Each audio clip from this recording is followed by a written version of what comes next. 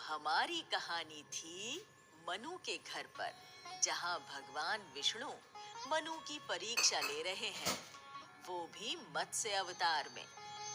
जब मनु ने देखा कि मछली के लिए कमंडल में रहना कठिन है, तो उन्होंने एक बड़ा बर्तन लिया और उसमें रख दिया।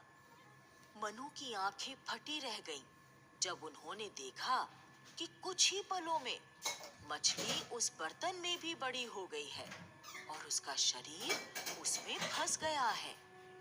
उन्होंने उसे घर के कुएं में रख दिया। पूरा नगर आ गया ये देखने। सबके देखते देखते मछली कुएं के लिए भी बड़ी हो गई।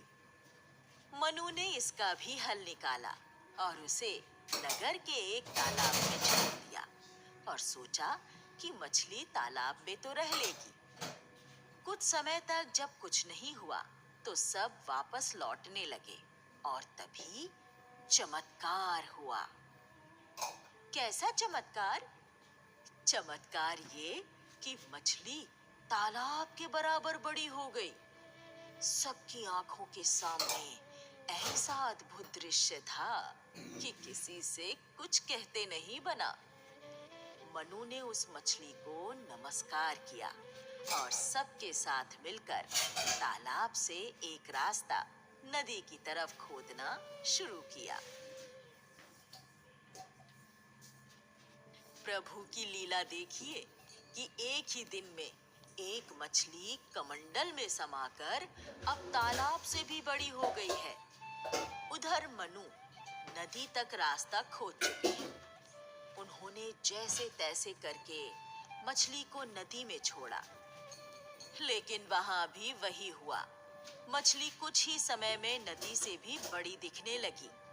मनु ने तब आखिरी प्रयास किया, क्योंकि नदी से बड़ा तो संसार में बस समुद्र है।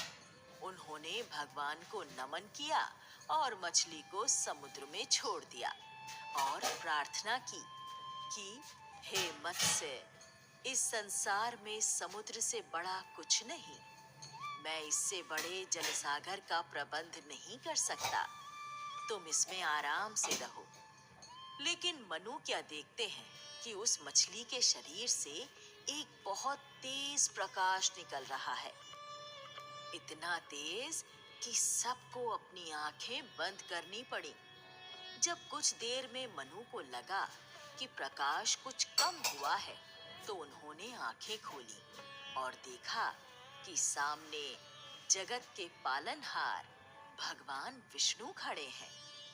उनको देखते ही मनु की आंखों से आंसू की धार निकलने लगी और वो उनके चरणों में नतमस्तक हो गए।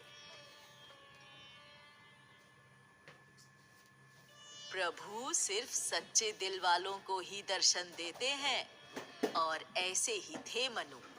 उनकी करुणा से खुश होकर भगवान सामने थे।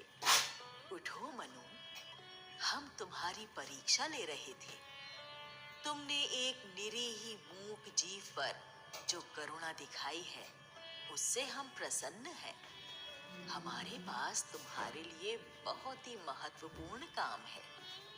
इस पूरी सृष्टि का निर्माण तुम्हारे कंधों पर है। भगवान, आपके दर्शन से ही मेरा जीवन सफल हो गया। आपका आदेश सर आंखों पर। जब इस सृष्टि की रचना की थी, तब हमने वेद नहीं बनाए थे। हमें लगा था मनुष्य खुद ही सही राह पर चलेगा, लेकिन ऐसा नहीं हुआ। हर कोई अधर्म से चल रहा है। अनुपात इतना बिगड़ गया है कि हमें इस सृष्टि का विनाश करना होगा और एक बार फिर जीवन शुरू करना होगा। इस बार मनुष्य की सहायता के लिए वेद होंगे और दोबारा इस निर्माण के लिए आज से 7वें दिन संसार में जल प्रलय आएगी। जल प्रलय? हाँ, तब मैं तुम्हें अपने मछली के रूप में यहीं मिलूंगा। इन 7 दिनों में तुम्हें एक नाव तैयार करनी है। उस नाव के सिरे को मेरे सिर पर निकले सींग से बांध देना। इसके लिए वासुकी भगवान, जो सांप के रूप में तुम्हारे पास आएंगे, उनका प्रयोग करना।